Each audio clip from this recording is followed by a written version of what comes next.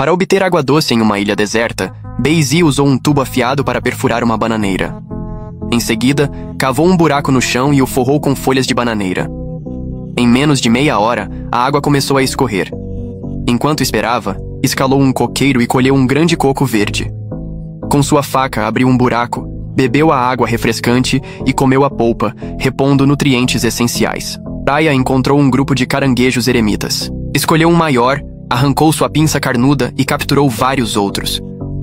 Como a quantidade de carne era pouca, procurou um pedaço de madeira, afiou a ponta e fez uma lança para caçar no mar. Após praticar mergulho e controle da respiração, encontrou um peixe-escorpião amarelo escondido na areia. Esse peixe é perigoso, mas Basie agiu com precisão e cravou a lança direto na cabeça dele, garantindo mais uma refeição. De volta à base, encontrou o buraco cheio de água doce e bebeu com vontade.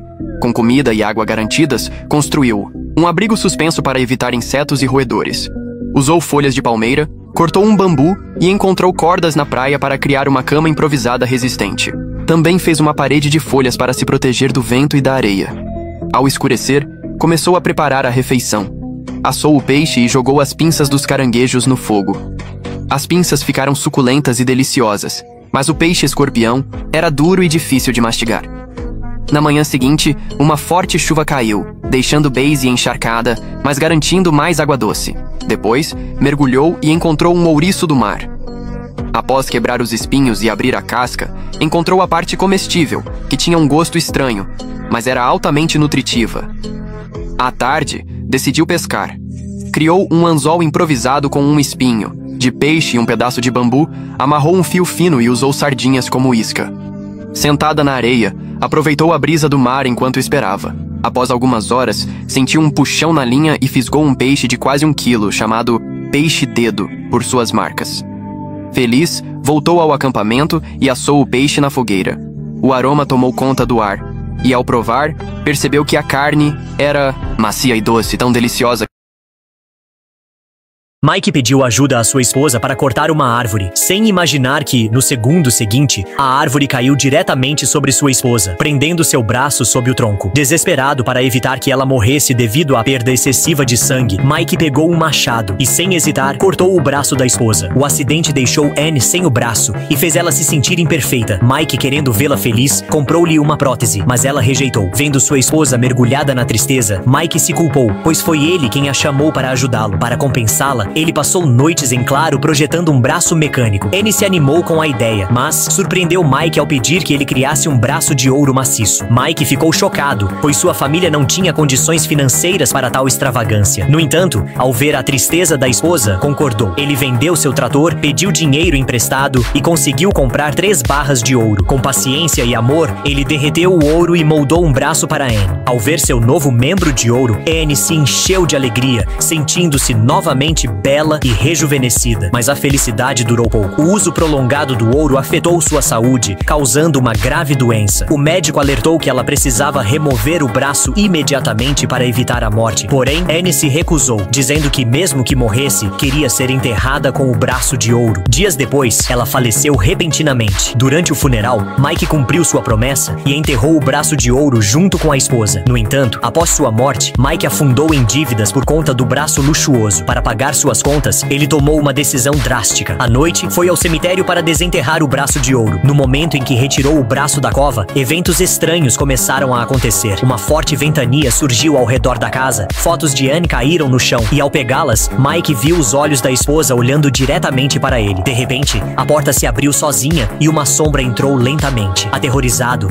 Mike correu para seu quarto e se escondeu debaixo das cobertas. Mas, no instante seguinte, Anne apareceu diante dele, exigindo seu braço de volta. Sem outra escolha, Mike devolveu o braço de ouro. Imediatamente, tudo voltou ao normal. Mas quando pensou que o pesadelo havia acabado, algo terrível aconteceu. Comentem para a parte 2.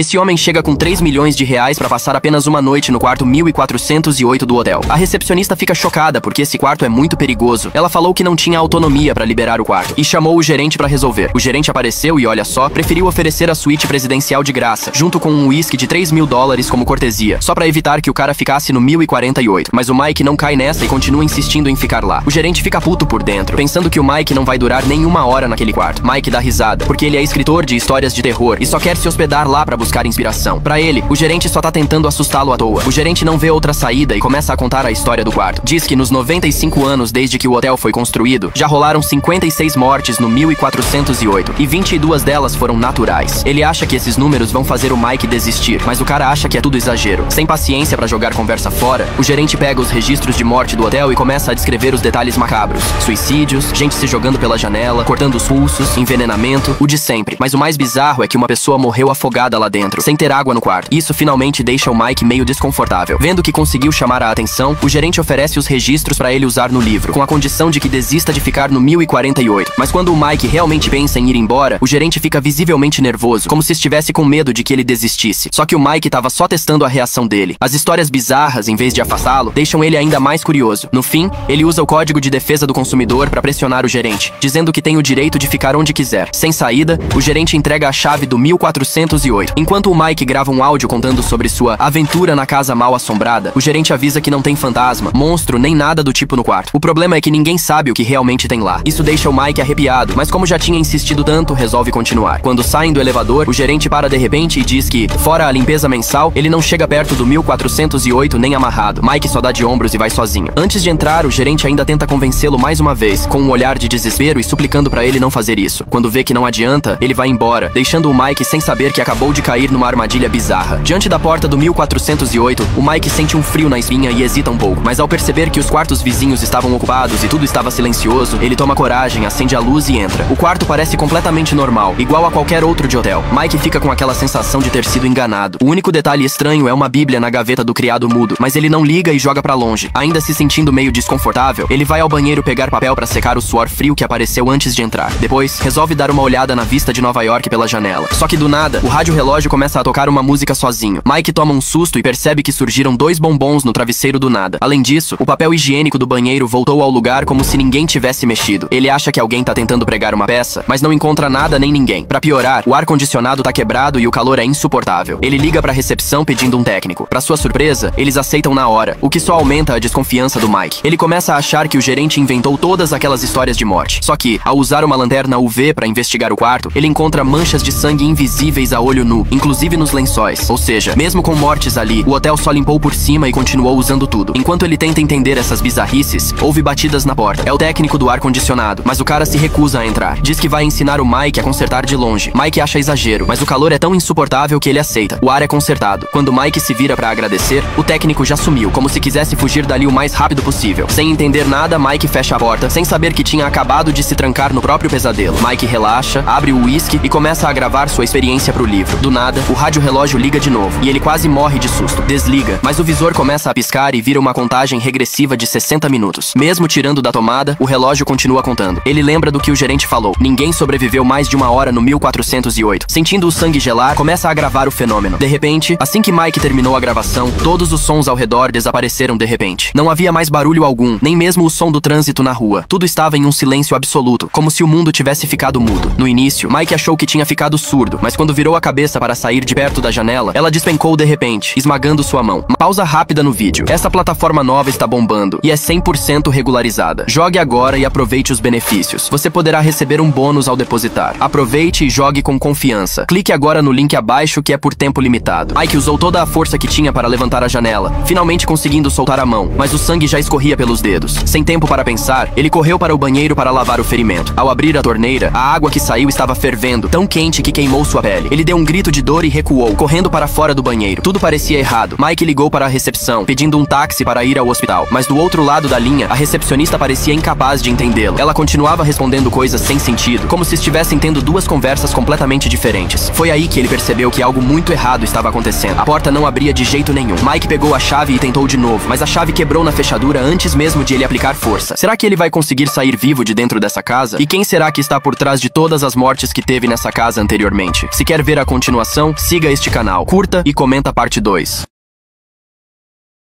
Fezes caíram sobre o assassino enquanto ele esperava debaixo do vaso sanitário, pronto para atacar. Ele havia escalado o cano de esgoto que saía pelos muros do castelo, sem ser notado pelos guardas. Esperou em silêncio até que o duque se sentou para se aliviar. Nesse momento, o assassino lançou sua lança direto no traseiro do duque, rasgando seu corpo e causando ferimentos internos graves. Ele sangrou lentamente por dias até morrer. Outro caso, se você acordar dentro de um freezer de necrotério, as temperaturas baixas te matariam em poucas horas. Para escapar, tateie a porta em busca de uma trava interna. Se não houver, procure qualquer equipamento deixado ali com você. Use-o para fazer a alavanca entre a porta e o batente. Se isso não funcionar, chute com força a ventilação do teto. Quando ela quebrar, o ventilador para de resfriar o ambiente, o que pode te manter aquecido até que alguém te encontre. E mais uma curiosidade. Eles não faziam ideia que havia um cadáver debaixo da cama. Enquanto eles dormiam no quarto do motel, só perceberam um cheiro horrível.